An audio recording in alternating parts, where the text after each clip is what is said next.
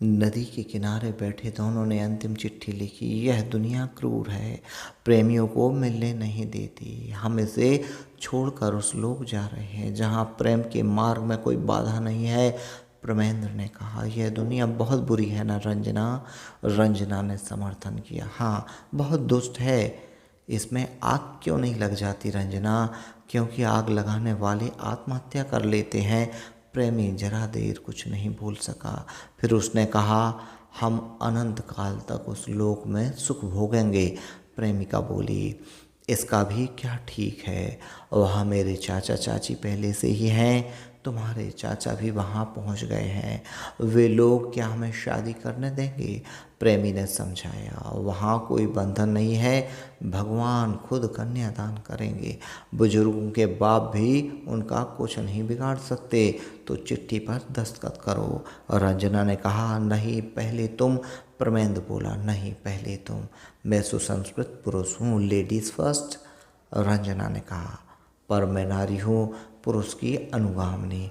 इस बात से सुसंस्कृत पुरुष खुश हो गया और उसने दस्तखत कर दिए। नीचे पुरुष की अनुगामिनी ने दस्तखत कर दिए। पानी में कूदते वक्त भी विवाद हुआ। नहीं पहले तुम, मैं सुसंस्कृत पुरुष हूँ, लेडीज़ फर्स्ट। नहीं तुम पहले, मैं नारी हूँ, पुरुष की अनुगामिनी। सुसंस्कृत पुरुष को इस बार खुशी नहीं हुई। उसने संदेह में पुरुष की अनुगामिनी की तरफ देखा। उसने भी पलटकर संदेह से सुसंस्कृत पुरुष की तरफ देखा। दोनों एक तरफ साथ साड़ी से बंधे और कूद पड़े। जॉर्जेट सार्थक हुई। रास्ते में रंजना ने प्रवेश से कहा, तुम तो मरने के बाद भी दांतों से नाखून काटते हो, बड़ी गंदी आदत है। प्रमेंद्र ने कहा, तुम भी तो भैंस की तरह मुंह फाड़कर जम्हाई ले रही हो, मुंह पर हाथ क्यों नहीं रखती? बड़ी गंवार हो। रंजना ने विषय बदलना उचित समझा, बोली, उधर घर के लोग अपने लिए बहुत रो रहे होंगे। प्रमेंद्र ने कहा, तुम्हारे माँ बाप तो खुश होंगे, सोचते होंगे बला टली, दहेज बचा। तुम्हारी 4 बहनें और बैठी हैं ना। रंजना ने तैश में कहा, और तुम्हारा बाप क्यों रो रहा होगा? मैं जानती हूँ वह तुमसे कितनी नफरत करता है। अब प्रमेंद्र को विषय बदलना उचित मालूम हुआ। उसने कहा, छोड़ो इन बातों को, इधर घर बसाने की सोचो। रंजना ने कहा, बड़ी गलती हो गई। मैंने कॉलेज में हमेशा पाक शास्त्र का पीरियड गोल किया। सीख लेती तो तुम्हें बढ़िया पकवान बनाकर खिलाती। फिर उसे कुछ याद आया, बोली, पर कोई बात नहीं, हमारी पाक शास्त्र की प्रोफेसर मिस सूद पिछले महीने ही वहाँ पहुँची है।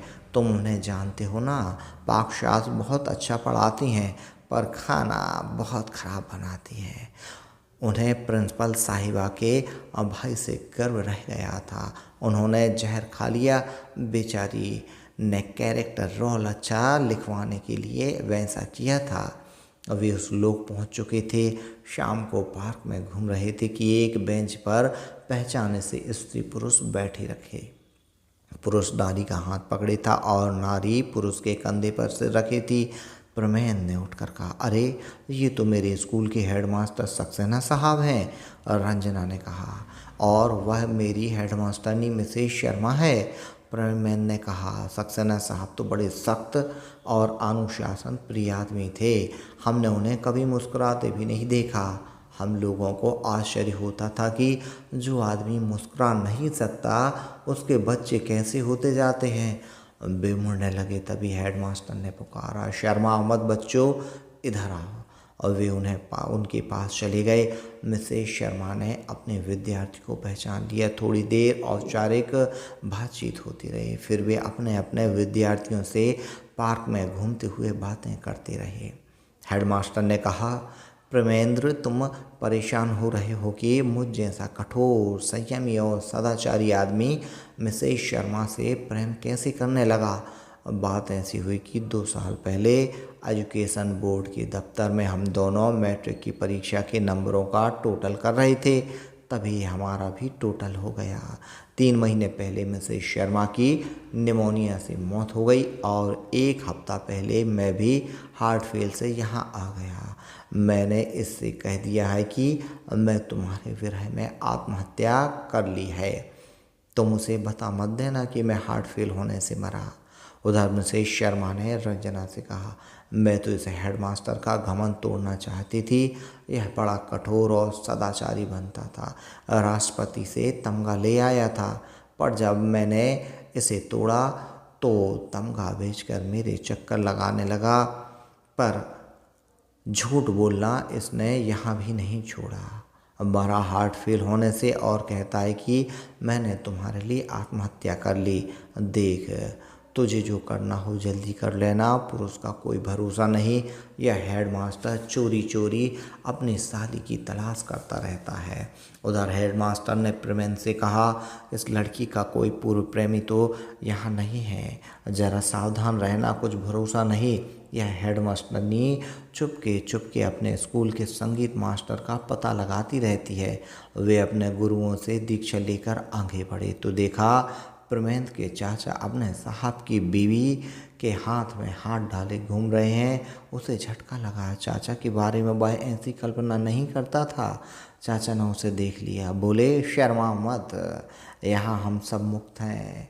मैम साहब से हमारा उधर से ही चल रहा था। प्रेमेंद्र ने कहा, मगर चाचा आप तो कहा करते थे मैम साहब बड़ी फ्लर्ट औरत है। चाचा ने कहा, सो तो हम उसकी तारीफ में कहते थे। अरे पतिव्रता होती तो हमारे किस काम आती, फ्लर्ट है तभी तो हमें फ़ायदा पहुंचाती रही है। अब प्रेमेंद्र को विश्वास हो गया कि जिनसे डरते थे वे सब नियम बंधन यहाँ नहीं है। वह रंजना से शादी करने के लिए कहता और वह टालती जाती। एक दिन उसने कहा, मैं सब जान गया हूँ, तुम पीछे छिपकर उस विनोद से मिलती हो, वह जो कार दुर्घटना में मर गया था। वह हेडमास्टरनी तुम्हें उससे मिलवाती है। तुम भूल गई कि यह वही विनोद है जिसके बाप ने तुम्हारे बाबूजी को सस्पेंड करवाया था। रंजना ने कहा, तुम्हें भ्रम है, मैं उससे नहीं मिलती। तुम उससे कहीं प्रेम मत करने लगना।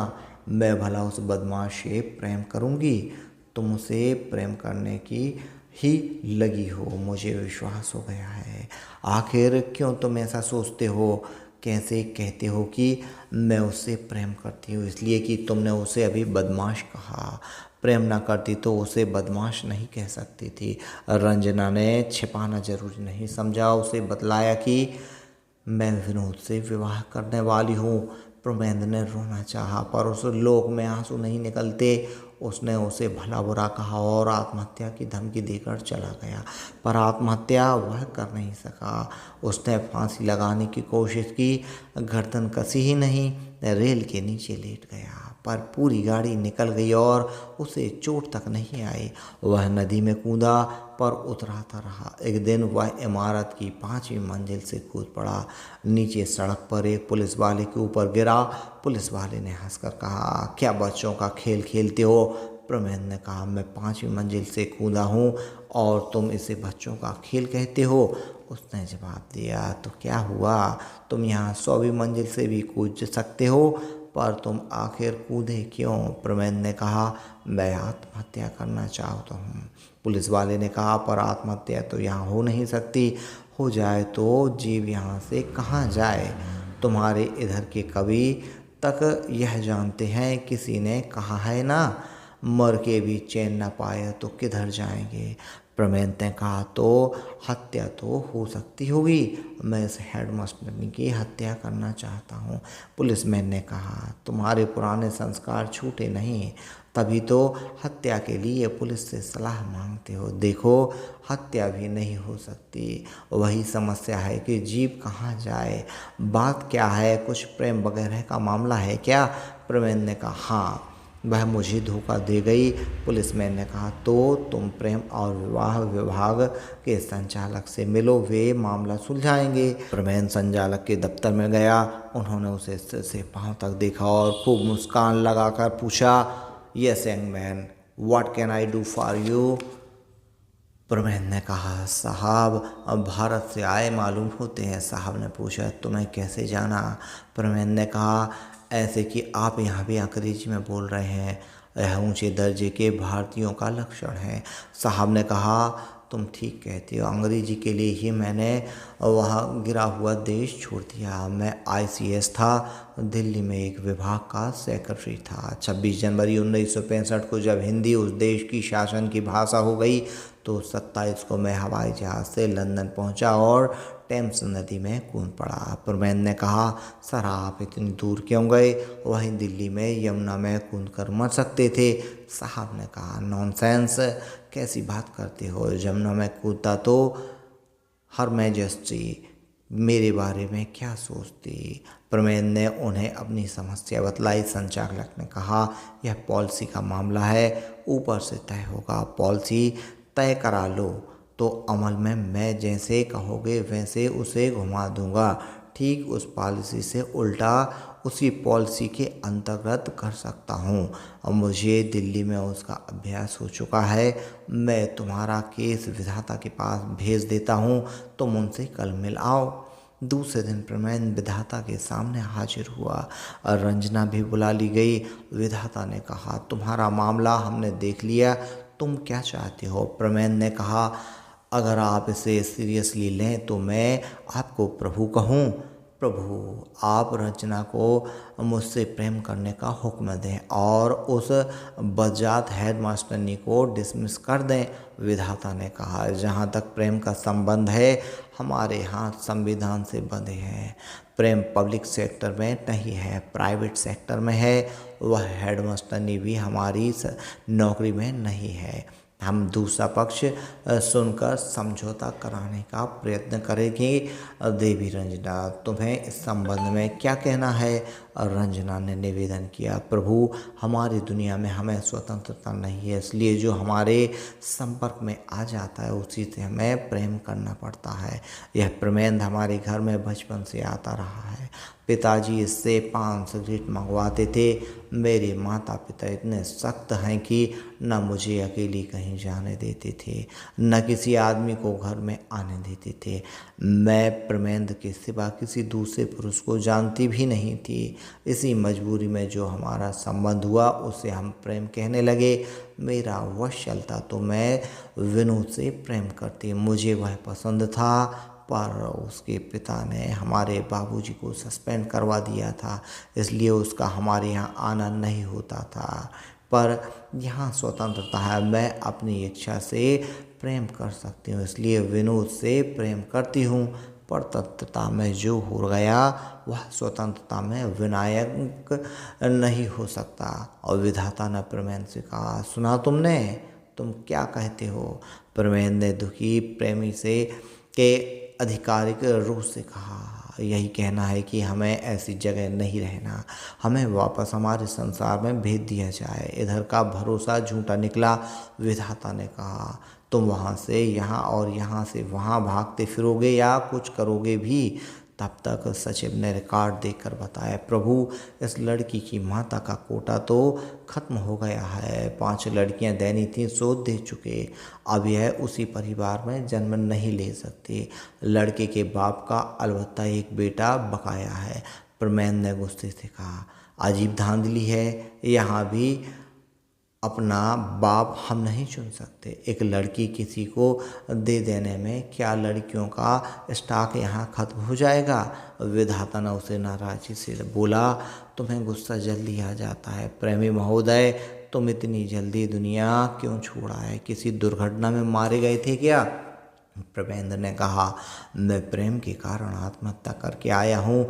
हम दोनों एक साथ नदी में कूद पड़े और वहाँ दुनिया वाले हमारी शादी नहीं होने दे रहे थे। विधाता ने कहा, मगर तुम बातें ऐसे तैस में करते हो जैसे किसी आंदोलन में शहीद होकर आए हो। दुनिया में कोई और काम करने को नहीं बचे थे जो यहाँ चले आए। और वे दोनों एक दूसरे की तरफ देखने लगे। विधाता ने रंजना से कहा, देवी जी, आपका नया प्रेमी जब सुनेगा कि आप उनके प्रेम में आत्महत्या करके आई हैं तो वह भी आपको छोड़ देगा। यहाँ सुंदरियों की कमी नहीं है। रंजना ने कहा, साहब, यह जगह हमें बिल्कुल पसंद नहीं आई। यहाँ कुछ निश्चित नहीं है। इधर की स्वतंत्रता बर्दाश्त नहीं हो रही। कोई किसी के प्रति सच्चा नहीं है। आप तो हम लोगों को वापस हमारी दुनिया में भेज दीजिए, कहीं भी भेज दीजिए। विधाता ने कहा, पर अब एक कठिनाई है। जो प्रेम में आत्महत्या करके आते हैं उन्हें फिर मनुष्य बनाने का नियम नहीं है। जिस कारण से उन्हें जीना चाहिए उस कारण से वे मर जाते हैं। उनमें मनुष्य के रूप में प्रेम करने के योग्य साहस और विवेक की कमी होती है। तुम्हारे लिए भी यह अच्छा नहीं है कि तुम फिर मनुष्य बनो। एक बार बनकर और प्रेम करके तुमने देख लिया, तुमसे बना नहीं, तुम में हिम्मत ही नहीं है प्रेम को निभाने की। तुम दोबारा इस झंझट में मत पड़ो। कोई और जीवधारी बनो जो मनुष्य की तरह प्रेम करने को बाध्य नहीं है। बोलो, कौन जानवर बनना चाहते हो? प्रमेंद्र ने रंजना से कहा, बता क्या बनेगी? उसने प्रमेंद्र से कहा, तुम ही बताओ पहले। प्रमेंद्र ने कहा, नहीं, पहले तुम। मैं सुसंस्कृत आदमी हूँ, लेडीज़ फर्स्ट। रंजना ने कहा, नहीं, तुम पहले बताओ। मैं स्त्री हूँ, पुरुष की अनुगामिनी। यह शानदार कहानी प्रेमियों की वापसी व्यंग्यकार हरिशंकर प्रसाद जी द्वारा लिखी गई है।